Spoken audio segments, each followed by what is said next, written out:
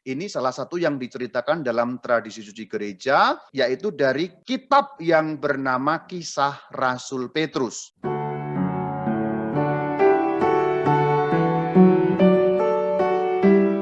Saya awali dari Incendium Panium Rome. Itu artinya kebakaran besar kota Roma. Bagaimana cerita itu kira-kira singkatnya begini. Kota Roma terbakar, jadi Nero menuduh orang-orang Kristen itu yang membakar kota Roma. Tuduhan itu kemudian membangkitkan penganiayaan yang luar biasa. Ini salah satu yang diceritakan dalam tradisi suci gereja yang akan saya kutip, yaitu dari kitab yang bernama Kisah Rasul Petrus atau Kisah Vercelli bab yang ke-35. Ini terkenal sekali. Jadi ini konteks atau latar belakangnya adalah kejadian tadi itu, kejadian kebakaran besar. Nah, orang Kristen kan kemudian dituduh, wah, orang Kristen yang menyebabkan kebakaran, hajar, bunuh, serbu. Maka mereka berlarian, artinya mencari selamat keluar dari kota Roma. Tidak ketinggalan, Rasul besar Petrus pun juga lari keluar kota. Mungkin ada takut atau mungkin juga berharap bahwa masih punya pemimpin, artinya umatnya menyelamatkan Rasul Petrus, entah seperti apa persisnya, intinya Rasul Petrus keluar dari kota. Di tengah jalan ketemu dengan Sang Kristus, mendapatkan penampakan. Seperti dapat Anda lihat dalam gambar, Rasul Petrus ketemu dengan Sang Kristus yang mengarah masuk kota Roma. Rasul Petrus bertanya, Domine quo vadis? Tuhan, engkau mau kemana? Kira-kira begitu.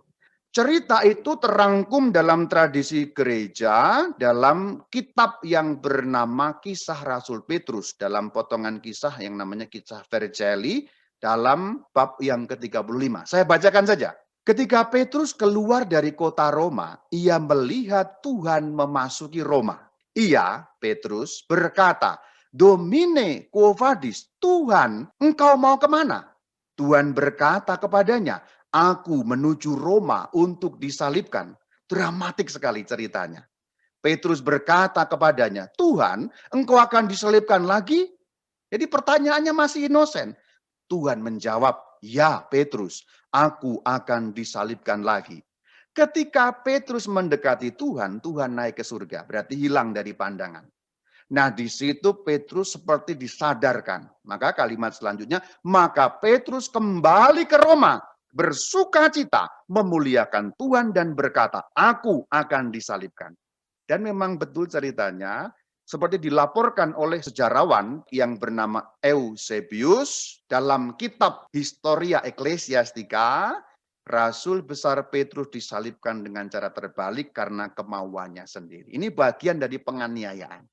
Ini luar biasa ceritanya, sangat inspiratif. Cerita Domine quo vadis ini luar biasa. Petrus yang sudah mau lari keluar, Tuhan seperti menegur tapi dengan cara tanda petik sindiran. Gampangnya Petrus, kalau kamu takut dan keluar, okelah, aku saja yang masuk ke kota Roma, biarlah aku disalib untuk kedua kalinya. Kira-kira begitu.